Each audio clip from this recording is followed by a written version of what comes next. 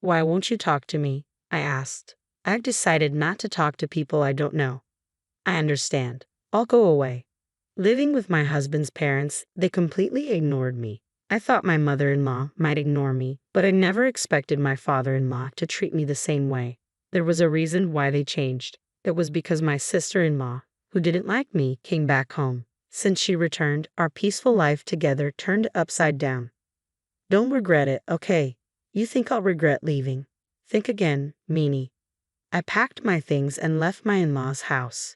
Just 3 days after I left, there was chaos in their home. I met my husband at work. He worked in sales and often came to my office, and I was his main contact.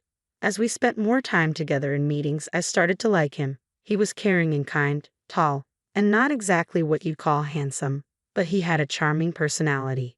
He was well liked, but for some reason, he said he liked me, and we started dating. When we talked, he told me he grew up in a normal family with parents and a sister. I lost my parents when I was young and grew up in an orphanage. It was a hard thing for me, but when we started dating, I told him about my past. He said, "That sounds tough, but don't worry, I'll always be here for you." Not long after, he asked me to marry him. He always wanted our relationship to lead to marriage and quickly introduced me to his parents. When I told them about growing up in the orphanage, they listened carefully and reassured me it wouldn't affect our marriage. It made me really happy. They even said that my background didn't matter in becoming their daughter-in-law, which made me feel really good. But my sister-in-law, who was very close to her brother, seemed surprised, asking, "You grew up in an orphanage?" My husband had to scold her. Looking back, she probably didn't like me from the start. I didn't think much of it then, just assuming we were still getting to know each other. Before we got married, my husband and I talked about moving in with his parents. We thought about it seriously, but I decided to keep my job. My husband was going to be transferred soon, and although I considered quitting to move with him, my career was going well, and I had just been given more responsibilities at work. We discussed it and agreed he would move alone. After our wedding, I wanted to enjoy being newlyweds for a while. I even thought about visiting my husband during long weekends to have a May vacation together. Moving in with my in-laws right after getting married seemed a bit overwhelming, but my husband probably felt more comfortable living with them. Also, he might have wanted us to live together to ease his mom's worries. Since I lost my parents when I was young, I always wished for a family, so living with them didn't seem entirely bad. Besides, my in-laws had always been nice to me, and I grew to like them. It was tough juggling work and my role as a daughter-in-law, but having a family made me happy and complete. One day, my father-in-law came to me with a surprising request. It was the beginning of some trouble in our seemingly happy living arrangement. It happened when my usually anxious mother-in-law, who often acted bossy towards my father-in-law, was out shopping. I was getting ready to do some cleaning on my day off when my father-in-law asked to talk to me. "What's up?" "Well, I don't want my wife to find out, but I need to take time off from work." "Time off?" I asked, surprised.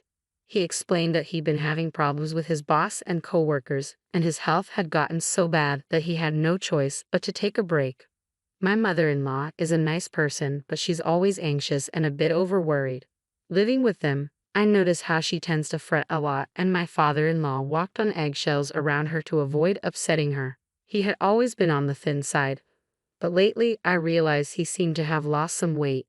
It would have been nice if my mother-in-law genuinely cared about my father-in-law's weight loss. But when he took a sick day because of a cold before, she said, "A cold?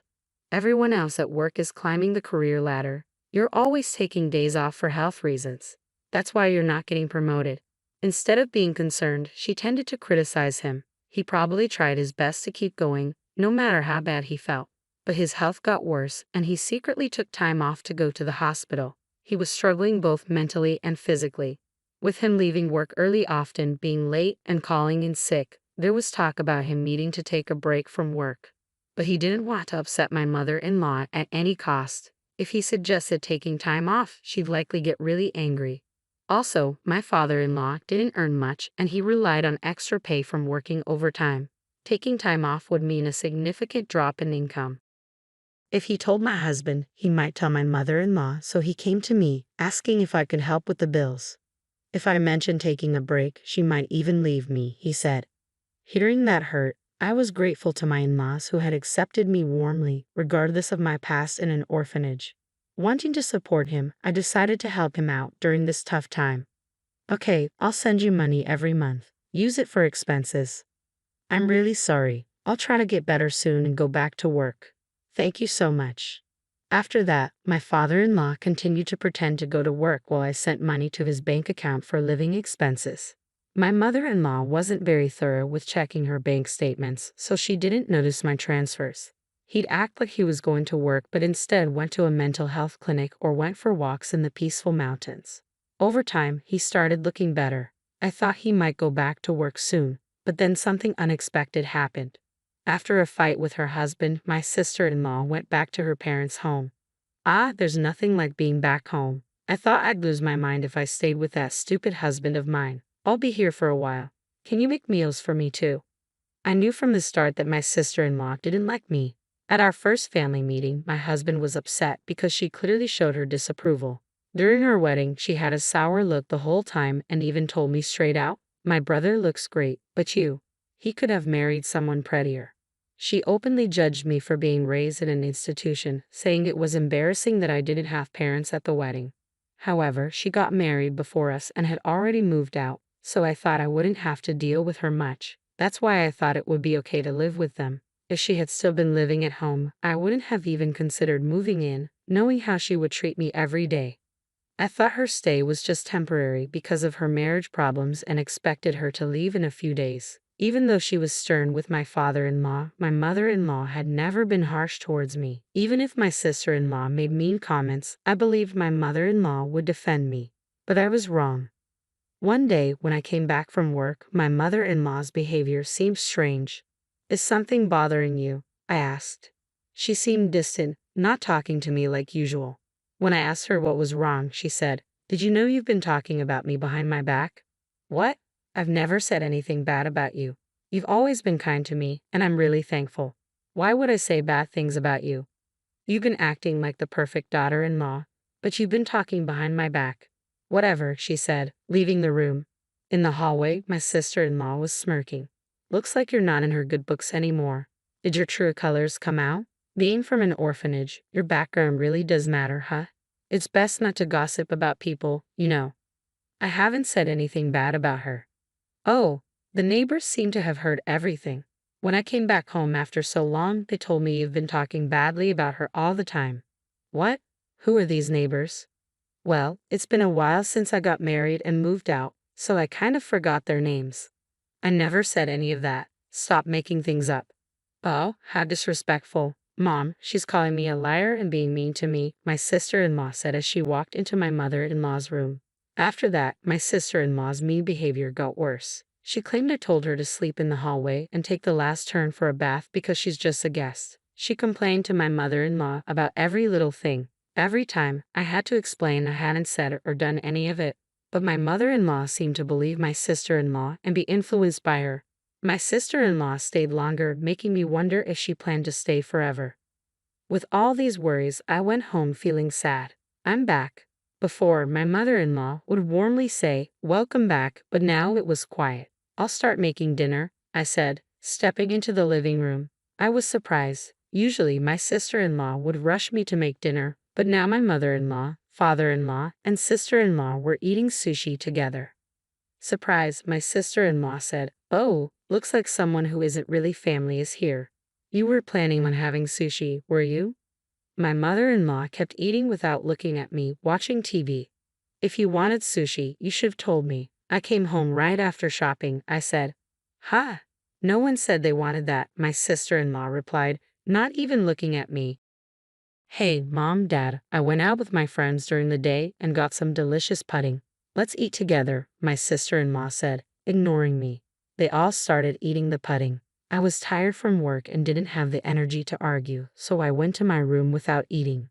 The next day, my sister-in-law said she was going out with friends and asked me to drive her to the station. I said no because it was a weekday and I had work. Even if we were going in the same direction, it was a different route, and she wanted to leave around noon. I couldn't do it. "Just take the day off. It's fine. Your cute little sis-in-law just wants a ride. She hasn't had a chance to relax since she got married, right? Can't you be a bit nicer to her now?" she said. With all due respect, didn't you go out with friends last night after getting a late call? It seems like you've been going out almost every day since you came home. I have work. Please take the bus or train. My mother-in-law and sister-in-law were talking quietly, but I was done and left for work. However, that night, the event that made me decide to leave this house happened. I got delayed at work and came home after buying groceries, expecting to face some criticism. It was raining heavily when I left the office, and I got soaked just getting in and out of the car. I wondered what nasty surprise was waiting for me tonight. But when I got home, they were all eating takeout again, just like the day before. No hello, acting like they didn't see me. But I was used to it. I looked out into the courtyard from the hallway and saw something in the middle of the garden. Looking closer, I saw it was my stuff. My designer bag that I bought with my first paycheck, shoes that were a birthday gift from my husband, and even my work computer, all wet. I was shocked, and my sister-in-law said with a smirk, "Having the strangers' things in the house grossed me out, so I threw them out." Flaunting a designer bag like that, how arrogant of you. Neither of my in-laws said anything about her terrible behavior. Why didn't you stop her? Have I done something to you? Do you really believe her lies about me badmouthing you and bullying her? Aren't you upset with her for what she did? I asked.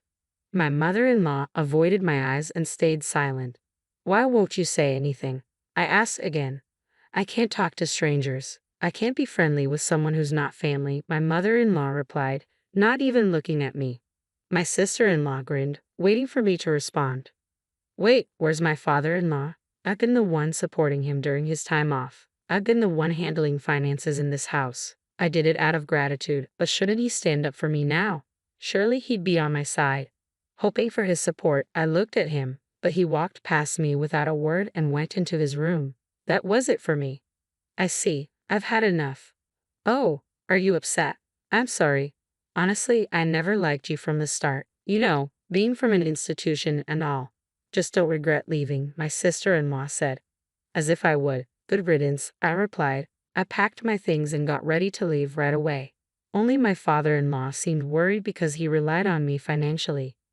But even he didn't try to stop me or speak up for me. I was done with his indifference. Although my husband's work assignment was far away, I just wanted to get out of that house as soon as possible.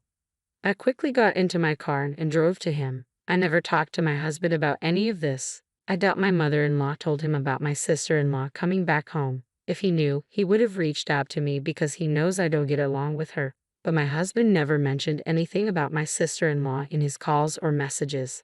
I never doubted my husband's behavior before, but maybe she's manipulating him, feeding him lies about things. Even now, as I go to him, he might treat me the same way they did. My heart was heavy, feeling suspicious even toward my husband, whom I trust the most. If he's siding with them, maybe divorce is the only option. That's how distressed I felt. When I arrived at his out-of-state apartment, he hadn't returned yet, probably busy since it was the end of the month. As I waited, my husband came in energetically, maybe noticing the lights. What? You're here. You should have told me you were coming. I would have come back sooner. What a pleasant surprise. No, just seeing your face, he said with a big smile. Seeing him happy to see me after all that happened at my in-laws' house, mixed with relief and humiliation, and I couldn't hold back my tears. What's wrong? Did I do something? Seriously, what's going on? He asked, concerned. It seemed my husband had no clue about the treatment I endured at his parents' house. I gathered myself, knowing I needed to explain everything clearly to him. I started recounting everything. How I've been financially helping his father who took medical leave without telling his wife. How his sister returned and was now staying at their parents' house. How she lied about me to his mother, turning her against me. How they treated me like an outsider, ignored me, and even ruined my belongings by leaving them out in the rain. Through tears and pauses, I poured out everything to him. Finally, I made it clear that I couldn't go back to that house ever again. And if he couldn't support me on this, I would want a divorce. My husband apologized for being too focused on work and not checking in on me more often. He regretted his family's behavior towards me. He assured me I didn't have to go back there or even talk to them again. Even if I forgave them someday, he was firm about cutting ties with his parents and sister. He also promised not to provide any more financial aid to his father. That night, I felt a huge weight lifted off my shoulders. The tension I'd been carrying melted away, and I slept peacefully by his side. After leaving my in-laws' house, I never went back. Commuting from my husband's out-of-state place wasn't practical, but I had already talked to my company about working remotely. My job didn't require me to be in the office all the time, and many of my colleagues worked from home too. Although I still had to visit the office a few times a month, some colleagues lived even farther away, so working remotely wasn't a problem. Living with my in-laws and dealing with my sister-in-law's bullying, I hadn't truly experienced married life.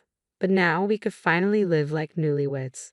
As I set up my remote workstation, as expected, my sister-in-law contacted me. It turned out that the day after I left their house was my father-in-law's payday. My mother-in-law usually takes out a certain amount and transfers it to their household account, but this time she couldn't. It was only then that she realized I had been helping them financially during my father-in-law's time off. "Hey, why didn't you tell me you were covering the living expenses?" He asked me not to, saying he didn't want you to know, so I kept it to myself. Anyway, we're running out of money for living expenses, and there's no one to cook or do laundry. The place is a mess. As his wife, you need to come back and take care of these things and send money quickly. How heartless. I already told you, didn't I? I have no intention of going back to that house or being treated like your maid. Why should I help people who hate me, ruin my things, and treat me like this? Aren't you his wife? Without your help, we can't pay the bills or even shop. That's exactly why I'm saying it. I'm an outsider, so it's none of my business, right? I hung up, ignoring my sister-in-law's complaints. She and my mother-in-law kept bothering me with calls and messages, but I ignored all of them. Even after my husband returned from work, they kept calling persistently. When my husband finally answered, he told them firmly, "I will forgive you for how you treated her, and I'm not sending her back to you. I'm not coming back either. I don't see you as my family anymore. Leave my wife alone, or you'll regret it." Considering my sister-in-law adored her brother and my mother-in-law heavily relied on him, they were probably shocked. A few days later, I got a call from my father-in-law. He said living with my mother-in-law and sister-in-law was getting too hard, and he begged me to continue the financial help. I'm grateful they accepted me when I married, despite growing up in an orphanage, but they didn't support me when I needed it, despite all the financial help I provided. I don't owe them anything. Why should I help those who joined others in ignoring me? I'll never assist you again. And with that, I ended the call. Later on, my persistent mother-in-law and sister-in-law shamelessly showed up at my workplace. Since I was already working remotely and had a bad feeling about them, I had informed my company about the situation. Security was alerted right away. They caused a scene, demanding that the company make me send money back home. When my husband heard about it, he said, "Report them to the police." My colleagues were supportive, saying, "I can't believe you had to live with those people. Focus on your remote work with your husband." As for my in-laws, my father-in-law's health declined under the pressure from my mother-in-law and sister-in-law, and he eventually quit his job. My sister-in-law tried to return to her husband's family, but he refused to take her back. The town quickly learned about her drama at my workplace, causing an uproar at her in-law's place. The real reason for their fight was her affair, and this incident added to their problems, leading to an immediate decision to divorce. Left without a home, my in-laws and sister-in-law moved to a cheap apartment, managing with part-time jobs. As for my husband and me, we're finally enjoying peaceful days, feeling mentally and physically fulfilled. Recently, we found out we're expecting a child, and we couldn't be happier. We're eagerly awaiting the day we meet our baby, cherishing our time together.